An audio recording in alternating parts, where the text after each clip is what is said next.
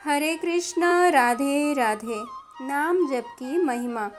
रैदास जी, रविदास जी की कहानी। रैदास जी के सामने एक कठौता लकड़ी का एक बर्तन रखा रहता था। वे अपना सारा कार्य उसी से किया करते थे और उसी से बड़ी बड़ी सिद्धियां भी प्रकट होती थी। ऐसा इसलिए था क्योंकि हर कार्य करते हुए उनका नाम जप चलता रहता था। बड़े बड़े योगियों को आश्चर्यचकित कर देने वाली सिद्धियां उसी कठौते के जल से प्रकट होती थी।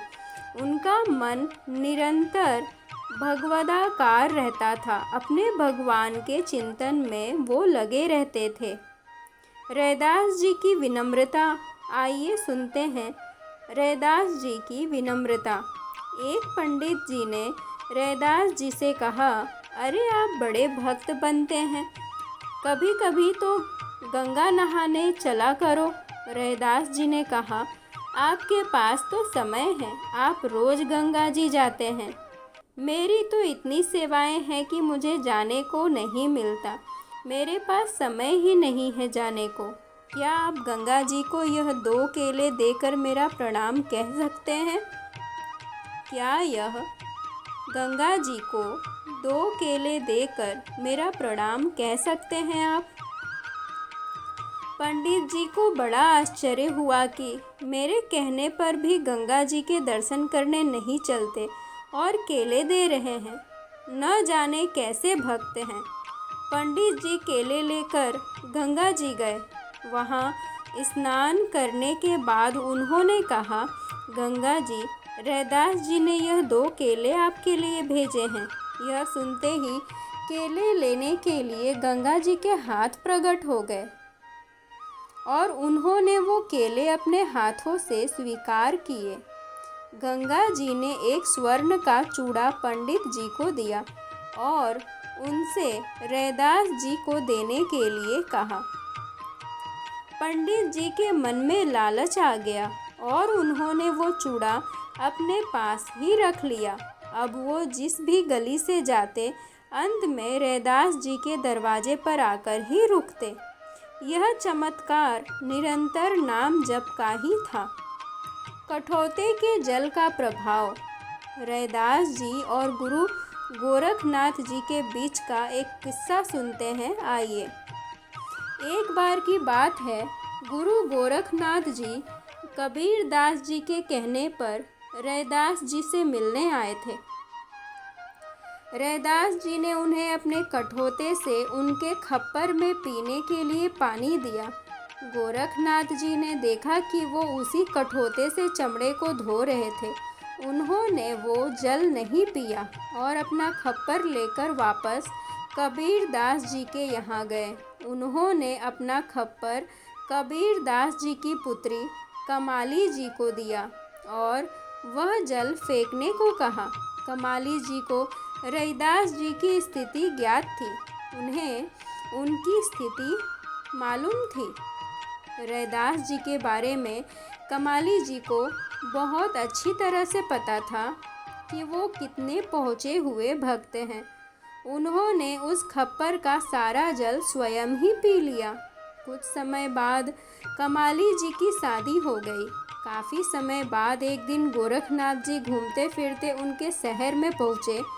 गुरु गोरखनाथ जी ने कहा, क्या कोई ऐसा है जो मेरे इस खप्पर को भर पाए? जो इसे भर देगा, मैं उसी के घर पर भोजन ग्रहण करूँगा। जैसे ही कोई उसमें राशन डालता था तो वह खप्पर सारा राशन खा जाता था। लोगों ने खप्पर में बहुत राशन डालने की कोशिश की, लेकिन सारा राशन, सारा खाना पानी तुरंत ही खाली हो जाता था।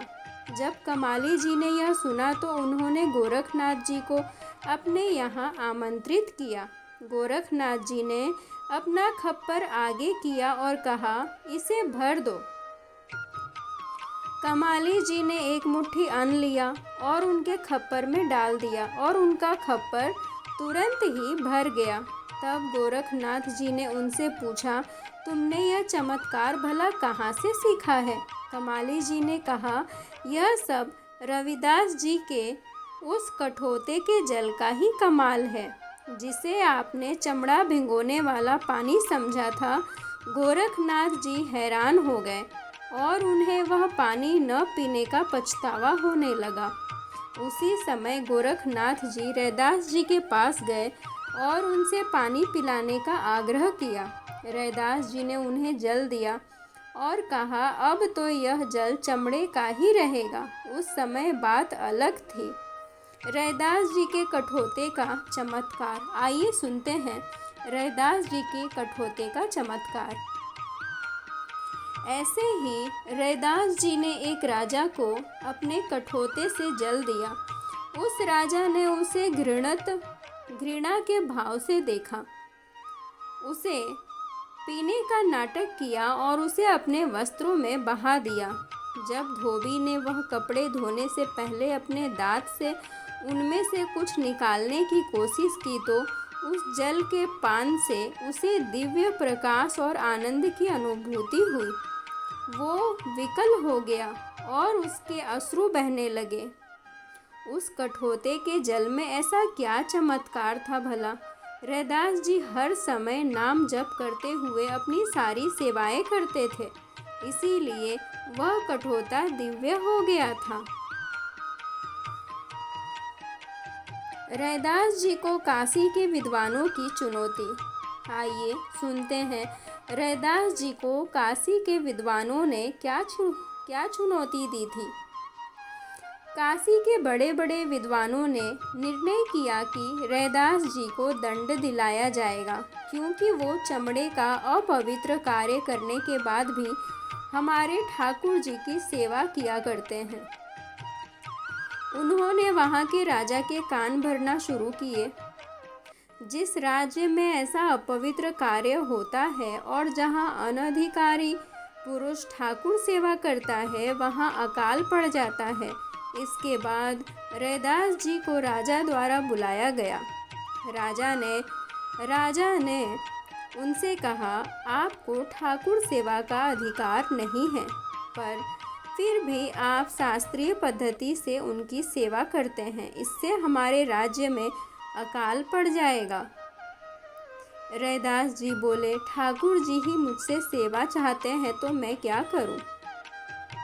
राजा ने कहा, बस बातें बनाने से काम नहीं चलता, इसका प्रमाण क्या है? रैदास जी ने कहा, मैं अपने ठाकुर जी को विराजमान करता हूँ, आप बुला लो।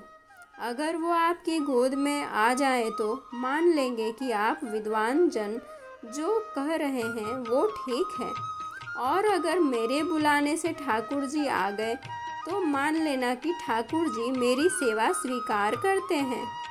सभी ब्राह्मणों ने राजा के सामने इसे स्वीकार कर लिया। अब सब ब्राह्मण वेदों के मंत्र पढ़कर ठाकुर जी को बुलाने लगे, लेकिन ठाकुर जी किसी के पास नहीं गए। ध्रुवदास जी ने लिखा है कि भक्तों की प्रेममय पुकार से जितना प्रभु प्रसन्न होते हैं, उतना वेद मंत्रों से कभी नहीं होते। जब रैदास जी ने अश्रु प्रवाह करते हुए अपने ठाकुर जी को पुकारा तो ठाकुर जी सिंहासन सहित आकर उनकी छाती से लग गए। यह देखकर सब ब्राह्मण हैरान रह गए और उन्होंने कहा, नहीं नहीं, ऐसा नहीं है, यह इनके ठाकुर जी हैं, इसीलिए ऐसा हुआ। हम अपने ठाकुर जी लाते हैं, फिर देखते हैं। रैदास जी इसके लिए भी राजी हो गए, लेकिन दोबारा वैसा ही हुआ। रैदास जी ने पुकारा और ठाकुर जी उनके पास आ गए। आइए जानते हैं नाम जप का क्या महत्व होता है। जब तक जीवन में भगवान के नाम का जप नहीं है, जब तक प्रभु के प्रति भाव नहीं है, तब तक कोई सिद्धांत ठाकुर जी को अधीन नहीं कर सकता। चाहे आप जितनी भी साधना ही क्यों ना कर लें, जितनी भी सिद्धि प्राप्त क्यों ना कर लें, आपकी सारी साधना को काम, क्रोध, लोभ, मोह आदि विकार लूटते रहते हैं। साधक को पता भी नहीं चलता और वो भीतर से खाली बना रहता है। सांस सांस में नाम जप चलता रहे। हरे कृष्णा, राधे राधे।